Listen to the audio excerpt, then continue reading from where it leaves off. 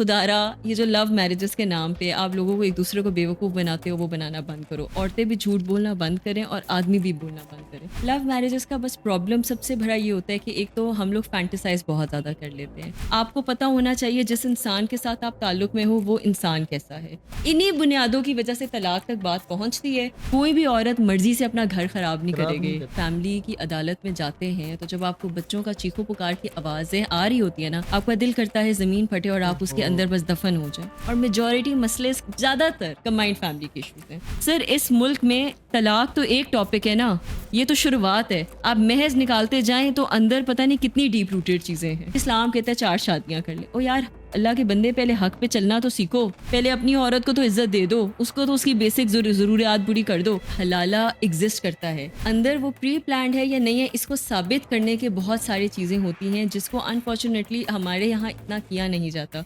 आपने औरत ने खिलौना ही समझ लिया ना, और अनफॉर्चुनेटली मैं ये समझती हूँ कि एक तरीके से ये तो प्रोस्टिट्यूशन से भी गलत है। अस्सलाम वालेकुम नाज़रीन, आप देख रहे हैं नेशनल सेंट्रल न्यूज़। मैं हूं आपका मेज़बान नुमान नूर। पॉडकास्ट के सिलसिले को आगे बढ़ाते हैं और आज का जो मौजू है वो इंतहाई अहम है और उसका ताल्लुक हर घर के साथ है। लाहौर में तलाकों की शरह में खौफनाक हद तक इजाफा हो चुका है। सेशन कोर्ट लाहौर और सिविल कोर्ट से लिए गए फिगर के मुताबिक हर घंटे के अंदर, हर घंटे बाद तकरीबन 3 ख़वातीन को तलाक हो रही है। जी हाँ, और इस मौज़ू पर गुफ्तगू करने के लिए आज हमारे साथ जो मेहमान मौजूद हैं वो हैं बैरिस्टर अमरत अहमद शेख। अस्सलाम वालेकुम मैम, वालेकुम अस्सलाम। कैसे हैं आप? खैरियत से? अल्हम्दुलिल्लाह। आपका शुक्रिया कि आज आपने अपने कीमती वक़्त में से हमारे लिए टाइम निकाला और आप यहाँ पर आए पॉडकास्ट के लिए, बहुत शुक्रिया उसके लिए। Thank you so much for having me on your show. Podcast का जो मौज़ू है वो तलाकों की शरह खौफ़नाक हद तक इज़ाफ़ा हो रहा है। अगर हम लाहौर की बात करें, तो लाहौर के अंदर रवां साल के पहले 9 माह में बच्चों की हवालगी, खुला और तलाक जी। के 1,62,000 से ज़ायद केसेज़ फ़ाइल हुए हैं, आपकी सेशन कोर्ट लाहौर में। तो क्या समझते हैं, इस तलाक की बड़ी वजह क्या हो सकती है? देखिए नुमान आपने बहुत एक अहम मौज़ू उठाया है और मैं ये समझती हूँ कि सिंस मैं एक खाली वकील ही नहीं हूँ, मैं एक औरत भी हूँ और तो मैं इन मसले मसाइल को हर लिहाज से कवर अप करना चाहूँगी। एग्ज़ैक्टली। ये आपका जो टॉपिक है मैं क्योंकि फैमिली लॉ प्रैक्टिस भी कर चुकी हुई हूँ, गार्डियनशिप के हवाले से भी प्रैक्टिस कर चुकी हूँ, कस्टडी के केसेस को भी देख चुकी हूँ।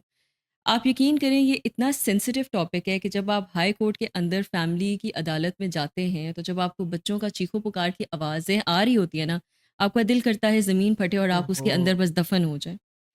मसला पता है क्या आ रहा है? मसला इसका वन ऑफ द फोरमोस्ट आ रहा है कि अदम बर्दाश्त जिसको हम कहते हैं ना कि हमारे अंदर इतना हौसला ही नहीं रह गया कि हम किसी की बात सुन सुन सकें सकते या समझ सकें। देखिए, ताली दो हाथ से बजती है।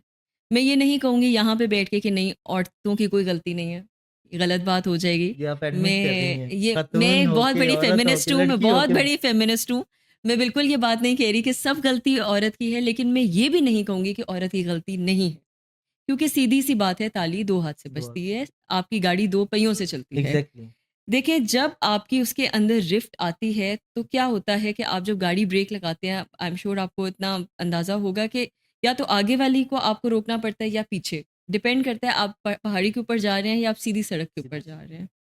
इसी तरह ही मुझे लगता है मियाँ-बीवी का भी ताल्लुक है। ऐसा नहीं होगा कि आपका रिश्ता बिल्कुल मुसलसल एक ही पैमाने पे चलता जी। रहेगा या कभी कोई उसके अंदर मसले-मसाइल का उतार-चढ़ाव तो सामना आते हैं, नेचुरली सोसाइटी सी में बात रहते है हैं नुमान, एग्ज़ैक्टली। नेचुरली सी बात है।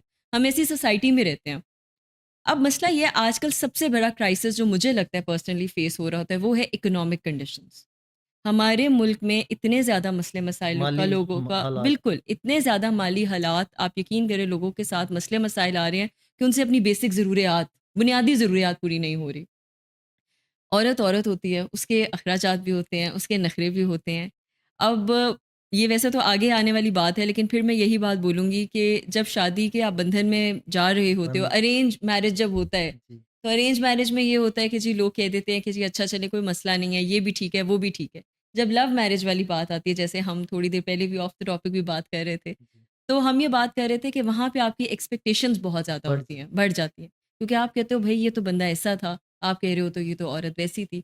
जिस दिन वो औरत आपके निकाह में आती है, वो बीवी का रूप इख्तियार करती है, आप खामन के रूप इख्तियार करते हैं, आप एक कंप्लीटली डिफरेंट डायनामिक्स में आ जाते हैं। नहीं, ये तब्दीली कैसे? क्यों? नुमान ये तब्दीली इसलिए आती है क्योंकि आप ज़िम्मेदारी में आ जाते हैं। पहले आप ज़िम्मेदारी नहीं ले रहे होते। हफ्ते में 2 दिन खाना खाना कोई बड़ी बात नहीं है। तफरीह पे जाना कोई बड़ी बात नहीं है। जब आपने छोटी से छोटे अखराजात, बड़े से बड़े अखराजात की ज़िम्मेदारी खुद लेनी है, जो पहले उसके माँ-बाप कर रहे थे, वहाँ फ़र्क आता है।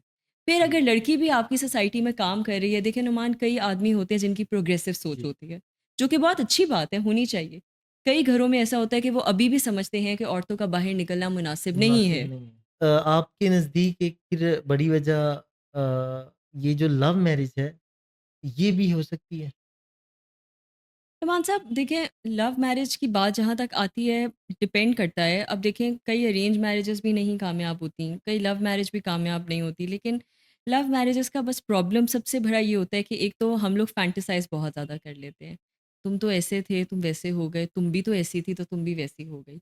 मिसाल के तौर पे शादी से पहले मुझे लगता है एक आदमी भी एक औरत के लिए चाँद तारे छोड़े, वो पूरी दुनिया उसके कदमों में लाके दे रखना चाहता है और अपनी तरफ से कोशिश भी करता तारे तोड़ है। लाऊँगा। बस तारे भी तोड़ लाऊँगा, चाँद भी त तोड़ लाऊँगा, तुम कहो तो मैं दुनिया मार दूँगा, मैं जला दूँगा, मैं सबको ज़मीन के अंदर गाड़ दूँगा। जिस दिन वो औरत आपके निकाह में आती है, वो सारे ख्वाब, वो सारी चीज़ें चकनाचूर और बस जी बात आ जाती है, हाँ जी, मेरी अम्मी नाल ऊँची गल नहीं करनी ते तू इंज करना है, ते तू इंज करना है, ते तू ये करना है, ते ओ तू वो करना है। ठीक है, कहो आप, ये बिल्कुल कहो, लेकिन आप फिर 180 डिग्री शिफ्ट क्यों कर रहे हो? फिर आप यही उसको अपना आप पहले भी दिखाओ, देखो, ताकि उसको भी पता हो कि मैं इस इंसान से शादी कर रही हूँ और मैं इस इंसान के साथ मैंने एंड अप करना है। वो अपने आप को मेंटली तैयार कर सके। देखिए, मैं यहाँ पे फेमिनिज़्म की बात नहीं करूँगी, जी। लेकिन नुमान साहब आप भी एक मर्द हैं। आप मुझे वैसे एक बात बताएँ, आप पहले किसी की एक्सपेक्टेशंस इतनी आगे तक लेके आए, फिर उसको यकदम आप ज़मीन पे फेंक दें कि ये तुम्हारी औकात है। अमृत, रियलिटी में मैं तो कभी ऐसे नहीं करूँगा। नहीं, मतलब वो आप क्योंकि आपकी परवरिश अच्छी हुई है ना, आप एक ख़ानदानी वही मर्द बात हैं। करूँगा जो है। आप एक ख़ानदानी मर्द हैं। विद ऑल ड्यू रिस्पेक्ट, हमारे यहाँ पे हमें हज़रात नज़र आते हैं, उनका ख़ानदानीपन नहीं होता। हाँ, अगर उनकी बीवी या उनकी अहले ख़ाना या उनकी महबूबा किसी और अंदाज़ में किसी और से हेल्प लेने जा रही है, वहाँ उनकी मर्दानगी जागेगी। लेकिन जहाँ उनको असल में अपनी मर्दानगी दिखानी है, वहाँ वो ऐसे होके बैठ जाएँगे। मुझे समझ में नहीं आता कि फिर वहाँ पे उनको क्या होता है। इन्हीं बुनियादों की वजह से तलाक तक बात पहुँचती है। और याद रखिएगा नुमान साहब, मैं आपको अभी विद एक्सपीरियंस बता रही हूँ, मैं ऑलमोस्ट मोर देन 80 केसेस देख चुकी जी, हूँ। आपने खुद इतना नंबर बता दिया, तो इनमें जी, से जी। कुछ तो मैंने भी देखे हाँ हैं। जी। कोई एक वजह नहीं होती तलाक की। आप किसी से पूछो क्या हुआ है? हाँ, कई जगहों पे बहुत ज़्यादा तशद्दुद होती है। तशद्दुद एक बहुत तशद्दुद बड़ा भी एक रीज़न है, वजह बहुत बड़ा रीज़न है। कई जगहों पे मेंटल अब्यूज़ होता है, लेकिन ये एक वाक़या नहीं होता नुमान साहब, ये छोटे-छोटे, छोटे-छोटे, छोटे-छोटे वाक़या होते रहते हैं। क्योंकि एक औरत के अंदर ना अल्लाह ने बर्दाश्त का मादा बहुत डाला है, जी, वो बर्दाश्त करेगी। कोई भी औरत मर्ज़ी से अपना घर ख़राब नहीं खराब नहीं करेगी। करती। वो बिल्कुल। पहले बर्दाश्त करेगी, फिर करेगी, फिर करेगी। जब उसकी इंतहा हो जाएगी ना, वो तब ये कदम उठाएगी, और स्पेशली अपने बच्चों के साथ तो कहना आसान है, कोई भी शौक से नहीं ये करता। जब वो ये, क्योंकि उसको पता है मुआशरे में इसने तो फिर दूसरी शादी करके निकल जाना है, ज़लील तो मैंने होना है। और अगर वो फिर भी ये फ़ैसला कर रही है, तो यकीनन वो उस पॉइंट तक पहुँच गई है कि उसके पास कोई और चॉइस नहीं थी। नहीं। तो मैं ये समझती हूँ कि इसकी रीज़न लव मैरिज भी हो सकती है, अरेंज भी हो सकती है, ये किस्मत की बात है। लेकिन खुदारा लव मैरिज में मेरी एक ही दरख्वास्त है, जो लोग भी इस चीज़ में पढ़ रहे हैं या पढ़ रहे हैं, एक-दूसरे को जानते हैं, लव है, अंडरस्टैंडिंग है, जो नाम देना है आपने, खुदारा जो हो, बस वही रहो। अगर 50 कमाते हो तो भाई बोलो 50 कमाता हूँ, 15-20 मेरे खर्चे हैं, भाई मैं तुम्हें इतना दे सकता हूँ। ताकि उसको भी पता हो कि मैंने मैंने गुज़ारा इस करना है तो लेवल पे इस करना है। इस पे करना है। ख्वाब ना दिखाएँ। ख्वाब ना दिखाएँ। हाँ, ये ज़रूर कहें कि तुम और मैं मिलके एक दिन 5 साल, 10 साल में इंशाल्लाह करेंगे। और अल्लाह बरकत डालता है, अल्लाह ने तो निकाह के अंदर बरकत इतनी डाली है। अल्लाह ने तो इस रिश्ते में इतनी मोहब्बत और खुलूस डाला है। वैसे अमृत, मैं तो ये चाहूँगा कि आप एक ना साथ में काउंसलिंग सेंटर खोलें। यकीन करें, बहुत ज़्यादा फ़ेमस हो गया अब, इससे भी ज़्यादा। पहले तो हैं, बिल्कुल, अब यही करूँगी। आपकी लाशिप तो चल रही है। अच्छा, आपने बिल्कुल। बात की टॉर्चर की, जी, तो ये कौन से मर्द हैं जो अपनी मर्दानगी एक औरत पे तशद्दुद करके दिखाते हैं? बिल्कुल दिखाते हैं। ये पता मतलब क्या है पैगाम देते हैं वो? नुमान क्या साहब, आप कहना यकीन चाहते करें, मैं मुसर्रत मिस्बा के साथ काम कर चुकी हूँ जिन औरतों पे तेज़ाब हैं? जी, फेंका जाता था। मैं अभी भी रिसेंटली उनके साथ काम कर रही थी। मैंने तकरीबन पिछले 1.5 साल से कुछ छोड़ा, क्योंकि मुझे एक पर्सनल थ्रेट आई और मुझे उस बंदे ने कहा कि मैं 1 मिनट लाना है तो मैं तेरे उत्ते सुट देना है। Oh my God! Oh my high God! Court के बाहर। और फिर मुझे ये धमकी लगा के वो मोटरसाइकिल पे चला गया। मेरे साथ मैं गई ऑब्वियसली पुलिस के पास गई, मेरे पास लाइसेंस गन्स हैं, मेरे पास अपना अल्हम्दुलिल्लाह है, लेकिन बात ये है कि ये 1 सेकंड की बात है और आप क्या कर सकते हो अपनी सिक्योरिटी के लिए? अब ये मज़े की बहुत बात खौफनाक बात है ये। बिल्कुल। और आप मज़े की बात उसने किया किसके साथ? उसने अपनी मंगेतर के साथ किया था और उसने सिर्फ़ ये बात बोली थी कि मेरी ख़्वाहिश है कि हम ऐसे नहीं ऐसे मंगनी कर लेते हैं और उसने गुस्से में आके उस पे तेज़ाब फेंक दिया। और उसकी शक्ल आप अल्लाह! यकीन करें नवाज़ साहब मोमिना उसका नाम she was at Mayo hospital, general hospital और मेयो हॉस्पिटल मेरा बहुत आना-जाना था एक टाइम पे, पिछले साल की बात कर रही जी। हूँ। पूरी ये साइड बर्न्ड और आप यकीन करें जब भी वो मुझे देखती थी ना तो वो कहती थी मेरी शक्ल आप ठीक कर दें बस। मेरी शक्ल ठीक कर दें, मैं खुश हूँ। आप ये कर सकती हैं? और मेरे पास मुझे वो इतना लाजवाब कर देती थी, मेरे पास जवाब नहीं था। मैडम ये बात मैं इसलिए ऐड कर रहा हूँ, मैंने एक वाक़या रिपोर्ट किया 2017 में। वो एक लड़की थी बाटापुर की रहायशी, उसके मंगेतर ने शादी से इनकार पर उस पर तेज़ाब फेंक दिया और कहा कि तुम अगर मेरी नहीं तो फिर किसी की किसी भी की नहीं। भी नहीं हुई, ये भी तो एक ये बहुत तो कॉमन चीज़ है। एक ऐसा है कि मतलब कत्ल से भी ज़्यादा कत्ल से भी ज़्यादा बड़ा जुर्म है। खौफ़नाक है, एग्ज़ैक्टली बिल्कुल ऐसे ही मतलब है। आप उसका आपने पूरी ज़िंदगी ही अगले की तबाह कर दी है। और कई केसेज़ ऐसे भी मैंने खुद रिपोर्ट किए कि ऐसी-ऐसी ख़वातीन जो बेचारी अकेली सहारा हैं ऐसे ही अपने है, पूरे ख़ानदान का, अपनी ऐसे ही है, 4-4 5-5 बहनों का, बिल्कुल ऐसे ही उन है, पर तेज़ाब फेंक दिया जाता है। ऐसे ही आप है। इस पे अपना स्टांस क्या देंगी? क्या कहना ऑब्वियसली चाहेंगी? नुमान साहब ये एक बड़ी खौफ़नाक और एक गमगीन किस्म का सिनेरियो है जिससे हम लोग गुज़र रहे हैं। मुझे पता है दुःख किस बात का होता है, दुःख इस बात का नहीं होता ये इंसिडेंट्स हो रहे हैं। वो तो हो रहे हैं, ऑब्वियसली उनका दुःख तो है ही है, अल्लाह माफ़ करे। दुःख ज़्यादा इस बात का है कि जो उनको करने वाले हैं ना वो अभी भी आम फिर रहे हैं और उनके साथ कुछ नहीं खुलेआम। हो रहा। तो आपका कानून क्या कहता है? आप अब ये देखें क्या कानून तो है नुमान साहब, पता है अफ़सोस की बात क्या है? कानून मौजूद है, किताबें पढ़ी हैं, उनको एग्ज़ीक्यूशन करने वालों के ज़मीर मर गए हैं। कल एएसपी साहिबा सबसे बड़ी एग्ज़ाम्पल है आपके सामने। आपको लगता है कानून का मसला है? दफ़ाएँ मौजूद नहीं हैं, लगाने वाले मौजूद नहीं हैं, उनको एग्ज़ीक्यूट करने वालों के ज़मीर जब मर जाएँगे तो वो क्या करेंगे? देखें, आप ये देखें, आप इंतहा ज़लालत की देखें, आप ये देखें आपके पास इस्लामाबाद में कितने रिपोर्टेड केसेज़ आए हैं। रफ़ा-दफ़ा नहीं हुए हैं वो। उन मामलात में क्या किया गया है? किसी का किसके साथ आपसी क्या ताल्लुक है, इसके ऊपर तो हम बाद में बहस करेंगे। जिस बेदर्दी के साथ आपने उस ज़लालत के साथ उसको मारा मार और उस दरिंदे को आप बाहर अवाम के लिए छोड़ो कि वो और बच्चियों के साथ ये ज़्यादती करे। ज़ियाउल हक साहब के टाइम पे एक बंदे को चौराहे पे खड़ा किया गया था और 4 दफ़ा उसको सूली पे टंगाया गया था। उसकी वजह सुन लीजिएगा, एब्डक्शन, रेप, उसके बाद पीसेस में काटना और उसके बाद मार देने के दफ़न कर देना, उसके एशेज़ को जला देना। ये 4 डिफरेंट सज़ा थी। किसी ने कहा उसको सज़ाए मौत की एक दफ़ा आपने दे दिया, वो तो सूली पे एक दफ़ा टंग गया, सज़ा हो गई। उन्होंने कहा उस टाइम के चीफ जस्टिस साहब का नाम मेरे बिल्कुल ज़हन से निकल गया है। उन्होंने उस टाइम पे ये बात की, जी, उन्होंने कहा कि इसको एक सज़ा नहीं 4 दफ़ा सूली पे टंगाओ, सूली पे ताकि आने वाले को ये पता हो कि मुझे भी 4 सज़ाएँ मिलेंगी अगर मैंने 4 दफ़ा ये चीज़ की और अगर मैंने एक भी किया, तो तब भी मुझे सज़ा एक ही मिलेगी और मैं मर फिर भी जाऊँगा।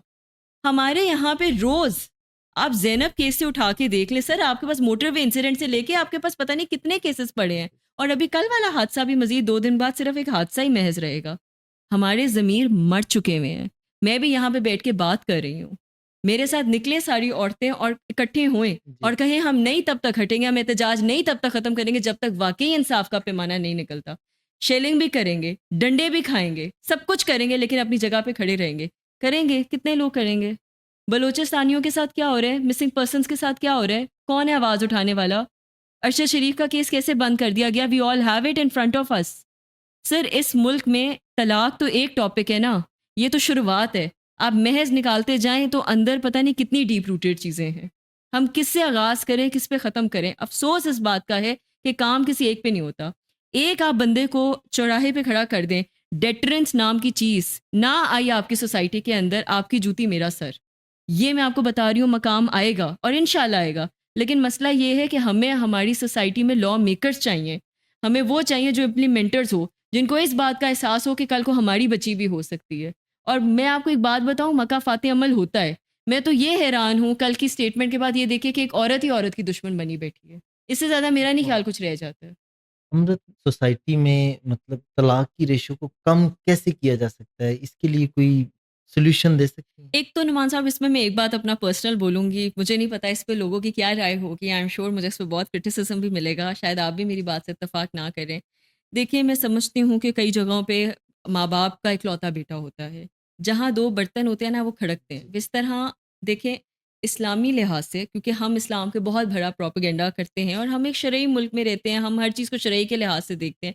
तो चलें मैं उसी कॉन्टेक्स्ट में अगर बात करूँ, तो मैं ये समझती हूँ कि औरत के ऊपर अपने ख़ावंद की बात सुनने के अलावा, उसकी हुक्म की तामील करने के अलावा कोई और ज़िम्मेदारी उसकी फ़ैमिली की नहीं नहीं बनती है। बनती। ये तो सीधी-सी बात एग्ज़ैक्टली है, ये एक सीधा लिखा जनरल हुआ सी है बात है। आपके हाँ, आपने तमाम। बदतमीज़ी नहीं करनी, आप जी, रिस्पेक्ट करें, मुहज़्ज़ब के जी, साथ जी, करें। जी। लेकिन इसका बेहतरीन हल ये है कि आप एज़ अ ख़ावंद, जब भी आपकी बीवी आए, आपकी अहले ख़ाना हो, आप जितना अफ़ोर्ड कर सकते हो। आप घर ले सकते हो, घर लो, वो नहीं अफ़ोर्ड कर सकते, आप एक किराए का मकान लो, वो नहीं अफ़ोर्ड कर सकते, किराए का कमरा ले लो, वो नहीं अफ़ोर्ड कर सकते, अपने घर का एक छोटा-सा पोर्शन पोर्शन एक उसको अलहदा सेपरेट कर कर दो। दो। एग्ज़ैक्टली। और एंट्रेंस वगैरह भी थोड़ी ज़रा हट के कर दो, उससे ये होगा कि छोटी-छोटी नोक-झोंक से ही मसले शुरू होते हैं और मेजॉरिटी मसले ज़्यादातर कंबाइंड फैमिली के इश्यूज़ हैं, जो बहुत रेशियो बी आपने कहा कैसे ख़त्म हो सकते हैं? खुदारा थोड़ी बर्दाश्त। टॉलरेंस, थोड़ी बर्दाश्त, बर्दाश्त, बर्दाश्त। जी, जिस दिन आप बर्दाश्त करोगे, आप देखोगे आपके रिश्ते में अमन आएगा। जब अमन आएगा, चीज़ें अपने आप बेहतरी की तरफ जाएँगी। ऐसे ही। नंबर 3 सबसे इम्पोर्टेंट चीज़, अगर आपकी माली हालात ख़राब हैं, तो आप दोनों मिल के काम करो मिलकर और काम। उसको लेके चलो दोनों मिल के।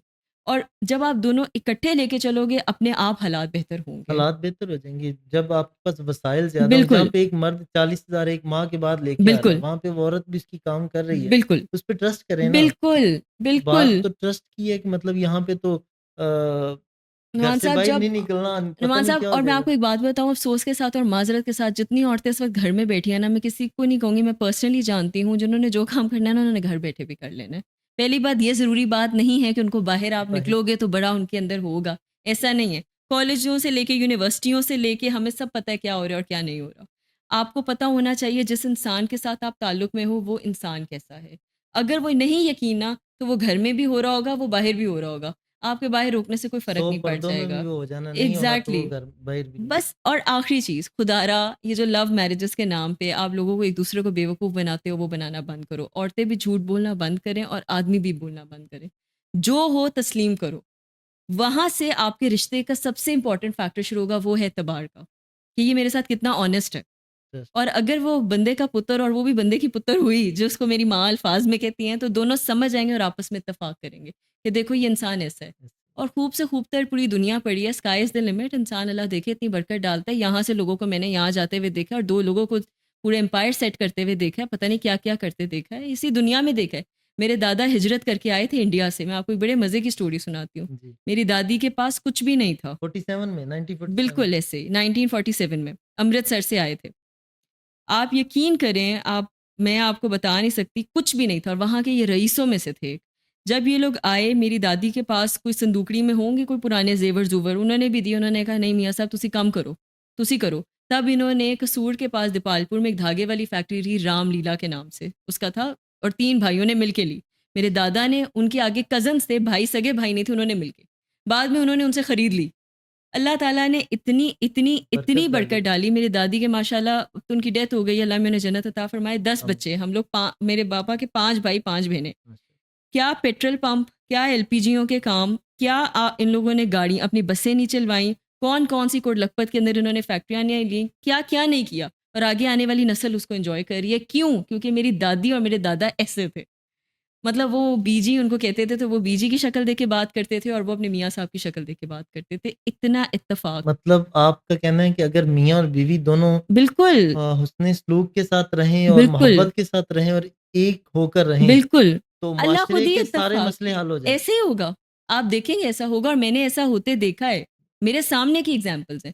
तो मैं तो इस चीज़ पे स्ट्रांगली बिलीव करती हूँ। अमृत आपने एक बात की कि घर सेपरेट होना चाहिए।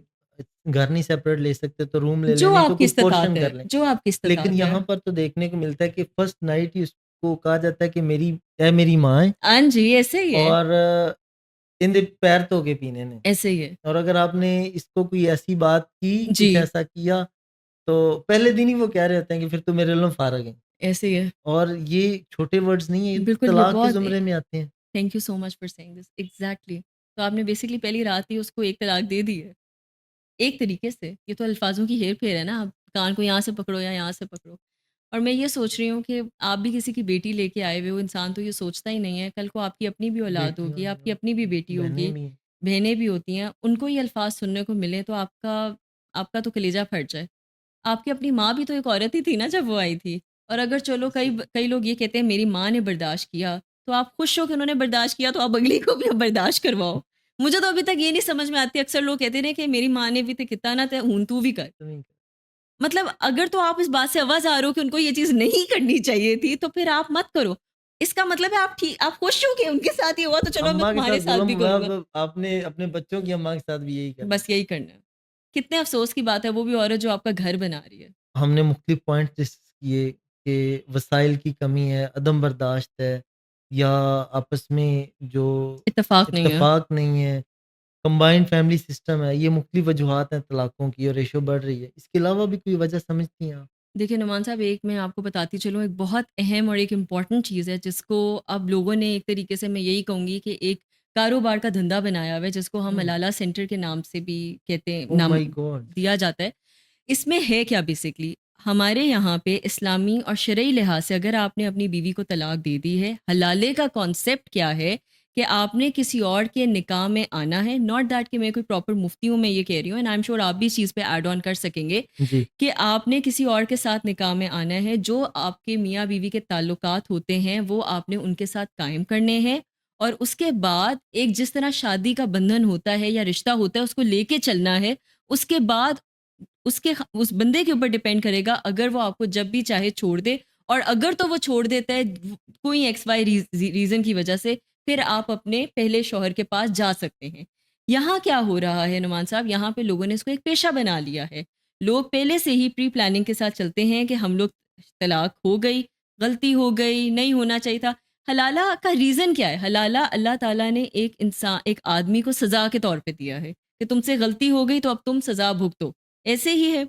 अब होता अनफॉर्च्युनेटली ये है लेकिन कि यहाँ पे तो प्लान्ड चीज़ें ये हो रही हैं, फिर प्लान्ड जो आप चीज़ें हो बता रही रही हैं, हैं ये कि तो वो प्लान्ड हो गया उन्होंने ना? पहले से ही तय किया हुआ होता है, वो लोगों को पैसे दे देते हैं और वो कहते हैं कि शादी करेंगे, उसके बाद आप छोड़ देना और हम वापस शादी कर लेंगे। दुनिया के सामने जी हमने रीत पूरी कर दी और अपने दिल को तसल्ली भी तो दे फिर ये दी। हलाला तो नहीं होगा, ये तो हराम होगा। ये ये तो हराम भी ज़िना के ज़ुमरे में आएगा। ऐसे ही बात है, यही बात है, और लोगों को इस बात की ना पहचान है, ना इस लोगों को इस बात का शऊर है। और अनफॉर्च्युनेटली मैं ये समझती हूँ कि एक तरीके से ये तो प्रोस्टिट्यूशन से भी गलत है।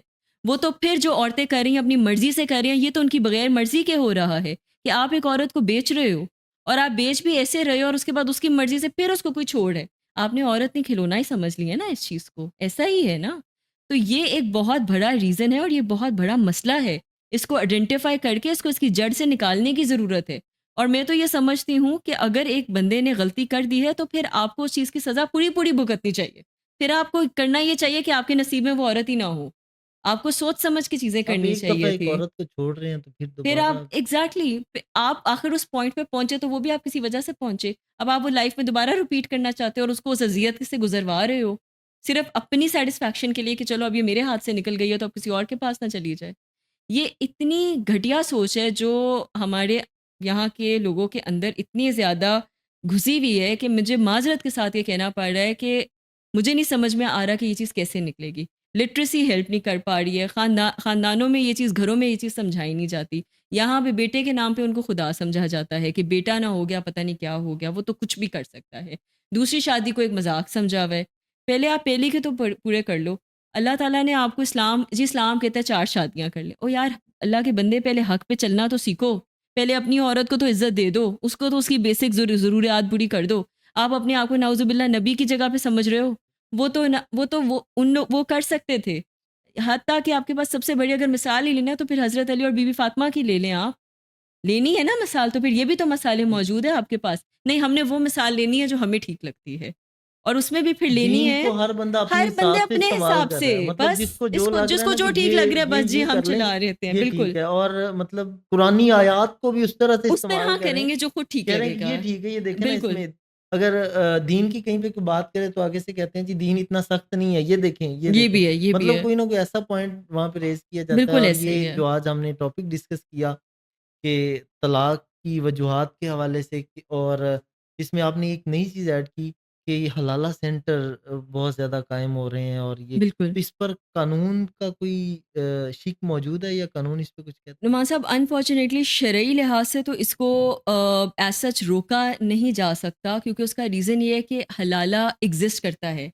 अंदर वो प्री प्लान्ड है या नहीं है, इसको साबित करने के बहुत सारी चीज़ें होती हैं, जिसको अनफॉर्चुनेटली हमारे यहाँ इतना किया नहीं जाता। क्योंकि वो यही होता है कि जो करने वाले हैं उनको भी पता होता है और करवाने वालों को भी पता होता जी। है। तो इस पे इतना ज़्यादा कोई फ़ोकस नहीं रखा जा रहा, या इसके ऊपर कोई कानून एज़ सच मौजूद नहीं है जिसकी इससे रोकथाम की जाए। हाउएवर, ये ज़रूर बात है कि इस चीज़ को एज़ अ सोसाइटियल नहीं अच्छा समझा जा रहा, और एक कल्चरल चीज़ होती है जिसको हमें चाहिए कि हम अपने तौर पे इसकी रोकथाम करें, और होनी भी चाहिए। बैरिस्टर अमृत, स्पा सेंटर और मसाज सेंटर्स जी, इसकी तादाद में देखने को दिन-ब-दिन इज़ाफ़ा हो रहा है। बिल्कुल। क्या ये भी एक वजह है तलाक की? अच्छा नवाज़ साहब, मेरा ना इसमें थोड़ा डिफरेंट पर्सपेक्टिव है। आई डोंट नो, काफ़ी लोग मुझसे बहुत ज़्यादा डिसएग्री भी करेंगे इस बात का। देखिए, मेरे उस्ताद से मेरी ये बात हो रही थी, और मैं ये वाक़ई ही अपने पर्सनल एक व्यू दे रही हूँ, तो प्लीज़ मैं आपको पहले ही बता देती हूँ, इसमें किसी ने माइंड नहीं करना। एक मूवी आई थी, इंडियन मूवी बड़ी फ़ेमस, सबने शायद देखी होगी, गंगूबाई के नाम से आई थी, आलिया भट्ट की, अभी इंडिया में हाल ही में मूवी आई थी। उसमें वो 1980s की दिखाते होते हैं, कोई कोई काठवड या कोई एरिया होता है, जिस तरह हमारा यहाँ पे रेड लाइट एरिया जी, था, उसमें वो प्रोस्टिट्यूट होती हैं और वहाँ पे सारी हीरा मंडी की औरतें होती हैं। औरतों को, जो घरेलू औरतें होती हैं, उनको एग्ज़ैक्ट पता है कि उनके आदमी जाते हैं, उनके साहब जाते हैं, ठीक है? वहाँ पे साहब का वर्ड यूज़ होता है। उनके जो हैं घर के बड़े लड़के सब जाते हैं। यहाँ तक कि इतनी इज़्ज़त दी जाती थी हीरा मंडी की औरतों को कि अपने बच्चों को तरबियत के लिए वहाँ भेजा जाता था। ये बात सच है। सब कॉन्टिनेंट के अंदर आप ये बात बेशक रिसर्च करके देख लीजिएगा। और फिर आप मुझे ये बात बताएँगे कि पहले अच्छे घरों के, ख़ानदानी घरों के लड़के जो थे, जो ठाकुर जिनको कहा जाता था या जिनको सेठ कहा जाता था, वो तरबियत के लिए इन औरतों के पास जाते थे।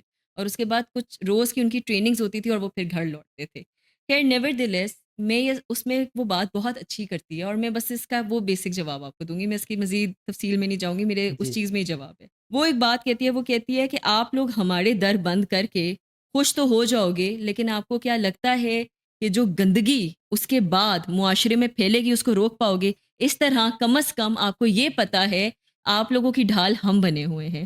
वो ये बात बोलती है, वो कहती है आप लोगों का ढाल हम हम बने बने हुए हुए हैं, हैं, तो बहने दो, रहने दो, ये एक भरम है, जो कायम रहेगा तो मुआशरे में माँ-बहनें महफूज़ रहेंगी। महफूज़ रहेंगे और अगर ये बंद करेंगे तो फिर हर जी, घर में जी।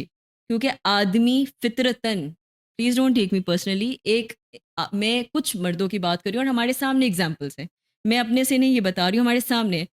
जितना एक चीज़ को बंद करेंगे ना, वो उतनी, आप मुट्ठी में मट्टी को पकड़ लें, वो गिरती जाएगी। जब रेत को छोड़ देंगे ना, वो नहीं गिरेगी। आप कभी नोटिस करके जी, देख लीजिएगा। ऐसे ही तो मुझे ये लगता है कि अगर ये चीज़ें हैं, तो ये किसी वजह से एग्ज़िस्ट करती हैं। है। जी, पुराने दौर और थे, पुराना ज़माना और था। लोग जंगो-जरूद में जाते थे, हर-हर जगह शादियाँ कर लेते थे। सॉरी टू से उनकी वो चीज़ पूरी हो जाती थी। यहाँ पे लोगों के पास वसाइल नहीं है, काम की टेंशन, ये चीज़, घर पे चिक, चिक, चिक, चिक। एक एक बीवी को सँभाला इंसान नहीं ने, जा रहा, 2 बच्चों को सँभाला नहीं जा रहा, वसाइल तो हैं ही नहीं। बिल्कुल, लेकिन अपने आप को, एक इंसान को रिलैक्सेशन देने के लिए, अगर मैं ये समझती हूँ, मैं आपको एक एग्ज़ाम्पल देती हूँ। अगर एक आदमी एक स्पा सेंटर चला जाता है, कुछ गलत ना करे, लेकिन चलो अपने ज़हनी सुकून के लिए चला जाता है, महीने में 1 आधी दफ़ा। वो घर आता है, बीवी को फ्लावर्स भी लेके दे रहा है, चॉकलेट्स भी लेके दे रहा है, खानों में भी लेके जी, जा रहा है, माँ के साथ भी खुशबाश है, बच्चों के साथ भी खुश है। मुझे इसमें प्रॉब्लम नहीं समझ में आ रही। क्यों? क्योंकि वो अपने घर में ठीक है। यही चिड़चिड़ा खामन घर पे आएगा, बीवी की चिक-चिक, माँ की चिक-चिक, वो बात 2 महीने नहीं, 3 महीने नहीं, 1 महीने में तलाक में पहुँचेगी। इस तरह सुकून रहेगा। आप अप्लाइड एंड टेस्टेड देख लें। आपने हल पूछा है। अच्छा मैं आपके ये साथ ऑनेस्ट और रियलिस्टिक ये बात कर भी रही एक हूँ। हल है यानी कि इस तरह मैं से बचा समझती जा हूँ ये सकता हल है, और मैं समझती हूँ कि है और औरतों ये की हल उस वक़्त मौजूद है जब आप वसाइल पूरे कर रहे हैं। वसाइल पूरे कर रहे हैं, कुछ नामुहज़्ज़ब उस एक्सटेंट तक नहीं कर रहे हैं, जिधर आपको ये लगे कि शायद आप वाक़ई ही ना खुद खुद अपनी आँखों में देखने के काबिल रहें। जी, लेकिन एक इंसान होता है कि वाक़ई अपने आप को लिमिट्स सेट रिलैक्स कर रहा हो। दूसरी बात ये, तीसरी बात ये आ जाती है कि नुमान साहब, मैं ये समझती हूँ कि एक चीज़ को अपनी आदत नहीं बनानी चाहिए। जिस तरह सिगरेट है ना, अगर आप यहाँ कहा जाता है कि कभी-कभार सिगरेट पी भी लेनी चाहिए। आपकी सेहत के लिए, आपके फेफड़ों के लिए अच्छा होता है, चलो फेफड़े भी थोड़े काम करें। ये मैंने असल में बात सुनी है डॉक्टर से, लेकिन उसको आदत नहीं बनानी चाहिए। इसी तरह ही वो कहते हैं ना, आदत बुरी बला आप इस चीज़ को अपनी आदत ना बनाएँ, लेकिन हस्बे ज़रूरत के वक़्त अगर आप इस चीज़ में रहते हैं और आपके घर का माहौल ठीक रहता है जी। और आप अपनी बीवी, अपने बच्चों के साथ जस्टिस कर सकते हैं, तो मेरा नहीं ख़्याल कि इसमें बुनियादी तौर पे कुछ गलत। मैं मैडम आपका शुक्रिया अदा करता हूँ कि आपने एक बहुत ज़्यादा वक़्त दिया हमें और शहरियों के लिए, पाकिस्तानियों के लिए और लोगों के लिए बहुत ज़्यादा हल दिए ताकि इस तलाक के रेशो से और इस तरह के मसाइल से जो है वो बचा जा सके और मज़ीद जो घर बर्बाद हो रहे हैं वो बर्बाद ना हो। इसके लिए आपका शुक्रिया। मज़ीद इस तरह के टॉपिक सुनने के लिए देखते रहिए नेशनल सेंट्रल न्यूज़। आज तक के लिए इतना ही। मुझे दीजिए इजाज़त। अल्लाह हाफ़िज़।